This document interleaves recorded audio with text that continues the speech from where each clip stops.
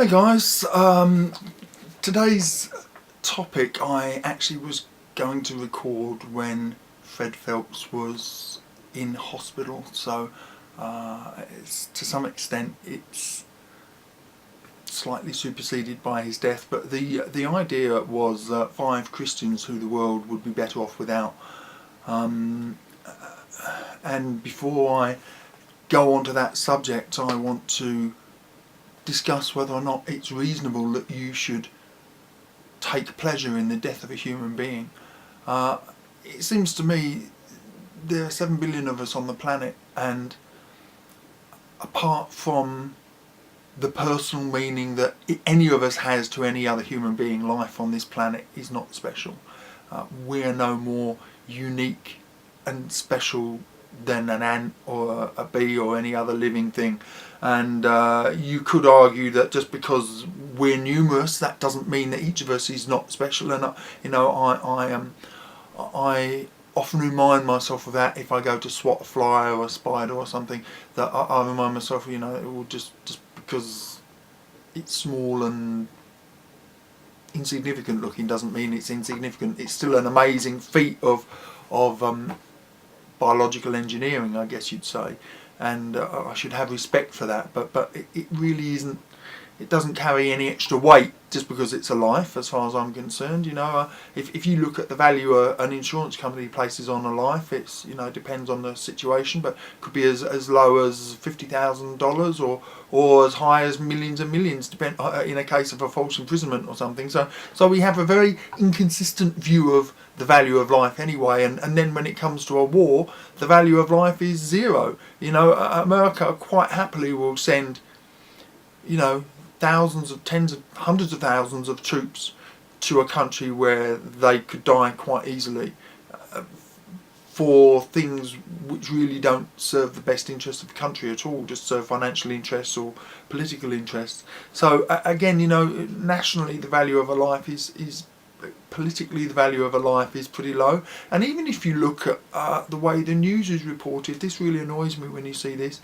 It'd be something like plane crashed in Malaysia, 300 people died, 2 were American, or 1 was a British person, as if the value of that 1 British person outweighs the 299 Malaysian people who died. But the fact is that over 1 million people die on this planet every single week, and we just can't care about every single one of them. Otherwise, we'd just be so depressed and miserable all the time, and or we'd get kind of compassion fatigue, where you go the other way and you stop caring anyway. So we focus on those things which are near to us, but does that mean that we're important just because somebody else near us cares about us? I would argue possibly not. So when Fred Phelps died, a lot of people said, "Oh, well, you shouldn't gloat over his death, or you shouldn't take pleasure from his death." And I say, no, absolutely nonsense. That guy was a reprehensible creature who literally decreased the quality of life of thousands of people, and through his preaching and those who were stupid enough to follow him, decrease the quality of life for possibly millions of people. I'm talking about gay people now, yeah. But obviously, even if all he did was the picketing of the funerals and he just upset those families, I would say, well, actually, you're such a scumbag that your death is something that I celebrate.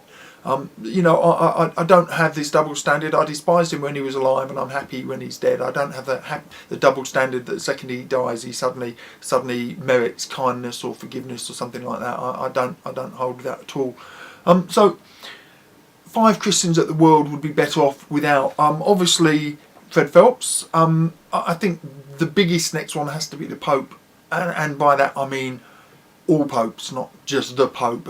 Pope Francis seems to be better than any other pope in my lifetime, but whether that's a great PR gimmick or if he's a genuinely nice person, the fact remains that he's still the figurehead for a church which brings about a whole range of negative outcomes for people across the planet, be it the lack of contraception or the refusal to take up contraception, or the belief that women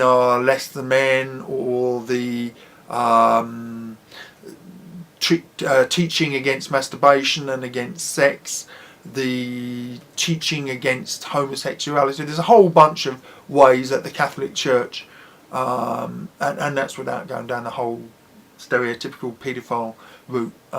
The Catholic Church is really unhealthy for this planet, and if there was never a pope again, and as a result never a church again, that would be a good thing for the planet.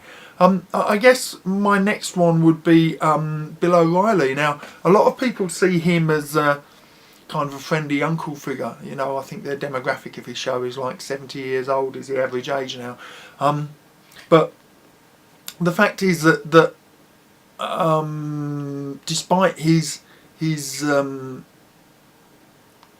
attempts at reasonableness and logic, he's actually a bit of a right-wing scumbag, an intolerant pig who just disguises his views with smiles and reasonable-sounding language. And in some ways, he's worse than somebody like Fred Phelps, because at least with Fred Phelps, when you look at Fred Phelps, you know he's a lunatic and he only appeals to other lunatics. But the reasonable-sounding teachings of Bill O'Reilly can appeal to a much more middle ground demographic, and sound as if it's, you know, people take it on board as something worth considering. So I actually think in some ways the planet will be better off when he's dead than when Fred Phelps was dead.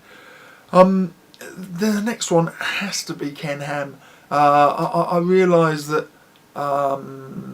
in some ways he's not massively influential, and in many ways he's a focus for ridicule. And but the fact is that it was argued, I think, by Hemant Mehta that actually his stupidity served to drive Christians away from Christianity. But the thing is that he's hugely influential. He spends millions and millions of pounds educating, in inverted commas, educating kids and adults into his point of view, and his point of view is so demonstrably ludicrous, but yet he with a big enough budget, if the Republicans have taught us anything, is if you throw enough money at a problem you can make the stupidest thing sound reasonable, and he's certainly done that. I mean, his millions of pounds on this stupid Noah's Ark thing, and all of the millions that he piles into the Creation Museum and the educational material that comes out of there. I really think that he's a dangerous man. He's really costing this planet lives in a very real sense.